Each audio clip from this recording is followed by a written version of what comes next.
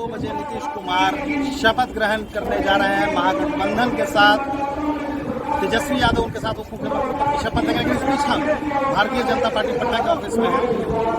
बाहर प्रदर्शन चल रहा है नेताओं का।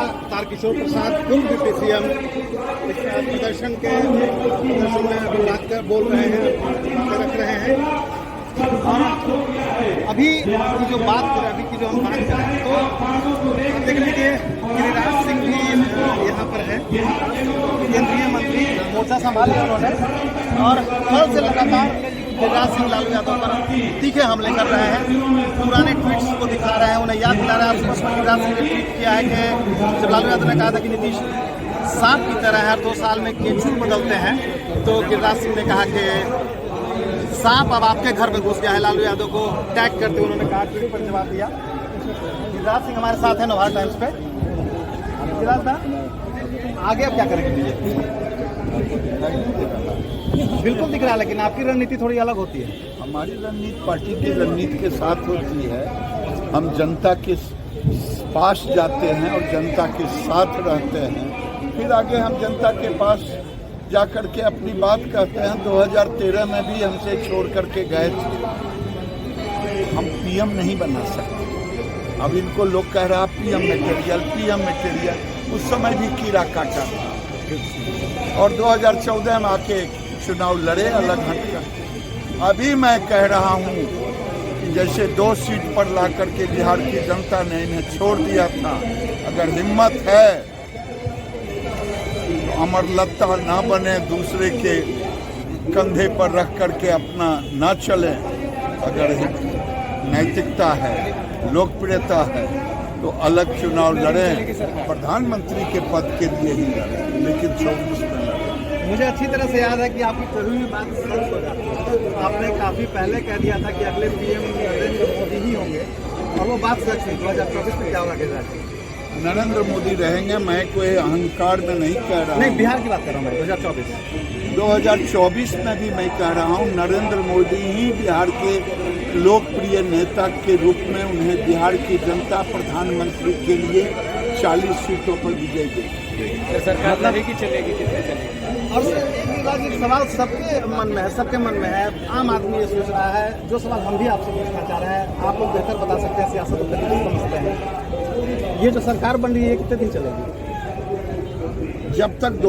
जब तक दोनों के स्वार्थ का टकराहट नहीं होगा, क्योंकि यहाँ तो किसी का हमारा स्वार्थ नहीं होता। हम तो 43 सीट आया और 74 आया तो भी मुख्यमंत्री मांगे, तो हमारा स्वार्थ नहीं।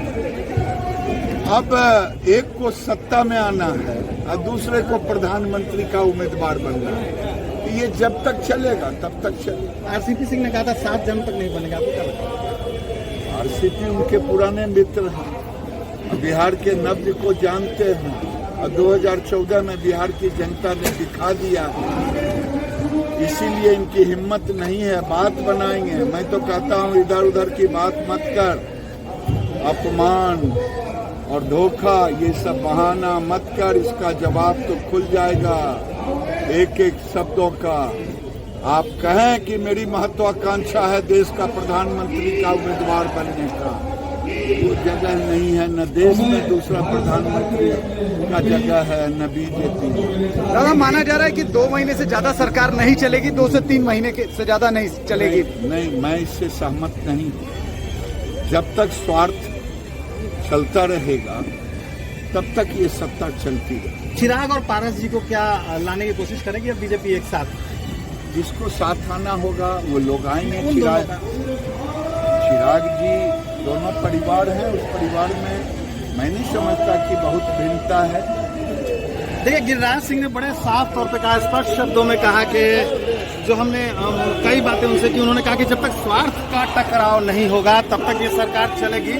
अब सवाल यह है कि स्वार्थ का टकराव कब होता है। दूसरी सबसे अहम बात कही कि एक परिवार है चिराग पासवान और पशुपति पारस, तो कुल मिलाकर ऐसा लगता है कि पैचअप कराने की कोशिश अब की जाएगी दोनों के एक मंच पर। मेरे सहयोगी केशव सुमन सिंह भी है। काफी कल दिन से यह मतलब बस यही समझिए कि जान झोंक रखी है इन्होंने।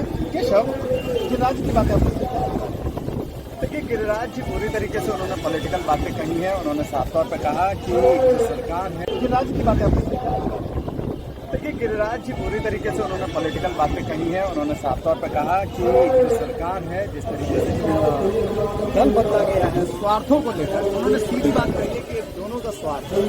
एक को मुख्यमंत्री बनना है, सत्ता में आना है, सत्ता में आने की कोशिश है।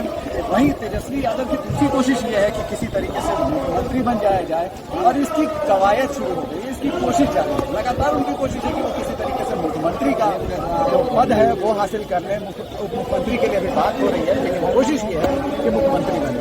वहीं स्वार्थों को, हितों को साधने की अपनी कोशिश दोनों तरफ से जारी है। वहीं मैं कहना चाहूँगा कि आज मैं चाहूँगा कि दूसरी तरफ हमारे जो सहयोगी हैं कैमरे को घुमाएं और ये बताने की, दिखाने की कोशिश करें कि देखिए बाहर यहाँ जो है इस वक्त बीजेपी दफ्तर में जो कार्यकर्ता उनका जमावड़ा लगा हुआ है।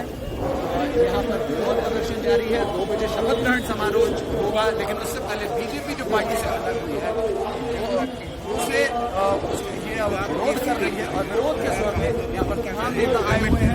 चाहे बात की जाए डिप्टी सीएम राजीव प्रसाद, चाहे बात की जाए गृह राज्य मंत्री नित्यानंद राय, तमाम नेता यहाँ पर आए हुए हैं। ऋषिकेश, तो मैं चाहूँगा कि हमारा जो यूट्यूब और फेसबुक लाइव है इसे यहीं पर रखिए। अपने दर्शकों को हम छोड़े जाते हैं इन तस्वीरों के साथ। जरा तस्वीरें दिखाइए, तस्वीरें आप दिखाइए।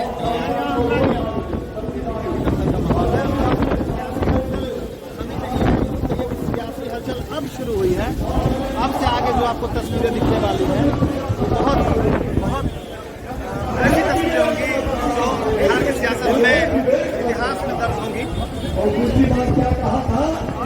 ये भी आप जान लीजिए ये प्रदर्शन चल रहा है बीजेपी का। फिर लौटेंगे हम आपके पास, फिर लौटेंगे नए अपडेट के साथ। तब तक के लिए दीजिए मुझे और मेरे सहयोगी को इजाजत। नमस्कार।